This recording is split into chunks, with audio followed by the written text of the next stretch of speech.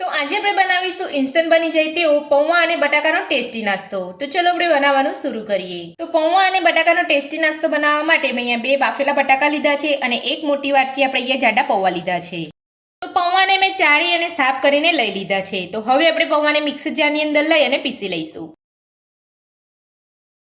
તો પૌવાને આપણે મિક્સર જારની અંદર સરસ પીસી લીધા છે. તો આ રીતના તમારે પૌવાને પીસવાના છે. તો પીસેલા પૌવાને આપણે સાઈડ ઉપર રાખીશું અને આપણે જે બાફીને બટાકા રાખ્યા છે તે એક મોટા વાસણની અંદર લઈ લઈશું. બટાકાને આપણે ચમચી વડે મેશ કરી લઈશું.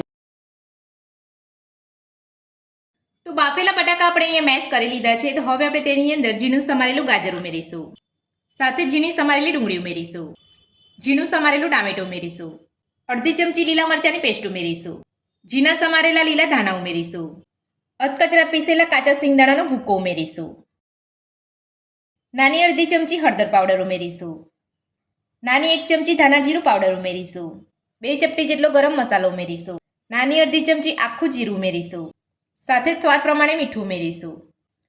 બધું સરસ મિક્સ કરી લઈશું.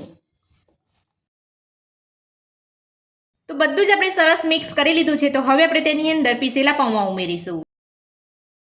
તો પીસેલા પૌવા આપણે સામટા નથી ઉમેરવાના, આપણે થોડા થોડા જ ઉમેરવાના છે. તો આ રીતે તમે પીસેલા પૌવાનો પાવડર ઉમેરશો તો તમારો નાસ્તો એકદમ ક્રિસ્પી બનશે અને ખાવામાં પણ એકદમ ટેસ્ટી લાગશે. તો પૌવાનો બધો જ પાવડર તમારે ઉમેરી લેવાનો છે. તો પૌવાનો બધો જ પાવડર ઉમેરી અને આપણે અહીંયા બધું સરસ મિક્સ કરી લીધું છે અને આપણે નાસ્તાનો મસાલો બનીને તૈયાર છે. હવે આપણે મસાલામાંથી ટિક્કી વાળી લઈશું.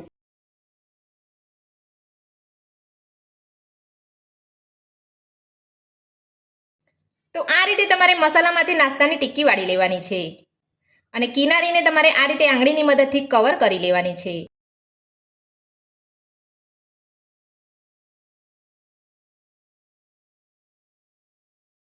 તો તમે જોઈ શકો છો મસાલામાંથી એકદમ સરસ આપણી અહીંયા ટિક્કી વળી છે.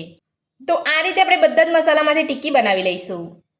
તો બધા જ મસાલામાંથી આપણે નાસ્તાની ટિક્કી બનાવી લીધી છે. તો હવે આપણે ટિક્કી ઉપર કોટ કરવા માટે સ્લરી બનાવીશું. તો નાસ્તાની સ્લરી બનાવવા માટે મેં અહીંયા એક બાઉલની અંદર 3 મોટી ચમચી જેટલો ઘઉંનો લોટ લીધો છે. તો હવે આપણે ઘઉંના લોટની અંદર સ્વાદ પ્રમાણે મીઠું ઉમેરીશું, સાથે જ નાની અડધી ચમચી રેડ ચીલી ફ્લેક્સ ઉમેરીશું અને બધું સરસ મિક્સ કરી લઈશું અને થોડું થોડું પાણી ઉમેરતા જઈ અને આપણે સ્લરી બનાવી લઈશું.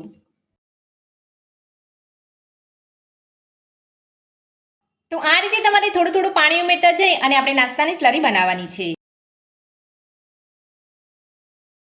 તો થોડું થોડું પાણી ઉમેરતા જઈ અને આપણે નાસ્તાની સ્લરી બનાવી લીધી છે. તો આ રીતની તમારે સ્લરી બનાવવાની છે. તો હવે આપણે નાસ્તાને સ્લરીની અંદર કોટ કરી અને સેલો ફ્રાય કરી લઈશું. તો નાસ્તાને સેલો ફ્રાય કરવા માટે તમે જોઈ શકો છો મેં એક પેનની અંદર તેલ ગરમ કરવા મૂકી દીધું છે. તો નાસ્તાને સેલો ફ્રાય કરતા પહેલા તમારે અહીંયા તેલને મીડિયમ ગરમ કરવાનું છે, વધારે પડતું બહુ ગરમ નથી કરવાનું. તો હવે આપણે નાસ્તાને સ્લરીની અંદર કોટ કરી અને સેલો ફ્રાય કરી લઈશું. તો હવે આપણે નાસ્તાને સ્લરીની અંદર લઈ લઈશું. તો આ રીતે તમારે સ્લરીની અંદર નાસ્તાને કોટ કરી લેવાનો છે. તો હવે આપણે તેલની અંદર લઈ અને સેલો ફ્રાય કરી લઈશું. તો એ જ રીતે આપણે બીજા નાસ્તાને પણ સ્લરીથી કોટ કરી અને સેલો ફ્રાય કરવાનો છે. તો નાસ્તાને આપણે પેનની અંદર લઈ લીધો છે. તો હવે આપણે ગેસની મીડિયમ ફ્લેમ પર નાસ્તાને સેલો ફ્રાય થવા દઈશું. તો 4 થી 5 મિનિટ જેટલો સમય થઈ ગયો છે. તો હવે આપણે નાસ્તાને હળવે હાથે પલટાવી લઈશું. તો તમે જોઈ શકો છો આપણે નાસ્તાનો એક બાજુ એકદમ સરસ કલર આવ્યો છે અને સરસ અહીંયા ફ્રાય થઈ ગયો છે. તો હવે આપણે બધા જ નાસ્તાને પલટાવી લઈશું. તો નાસ્તો આપણો એક બાજુ એકદમ સરસ સેલો ફ્રાય થઈ ગયો છે. તો હવે આપણે એ જ રીતે બીજી બાજુ પર નાસ્તાને સેલો ફ્રાય થવા દઈશું. તો નાસ્તાને બીજી બાજુ પલટાવી અહીંયા 4 થી 5 મિનિટ જેટલો સમય થઈ ગયો છે. તો હવે આપણે પલટાવીને ચેક કરી લઈશું. તો તમે જોઈ શકો છો બીજી બાજુ પણ આપણો નાસ્તો એકદમ સરસ સેલો ફ્રાય થઈ ગયો છે.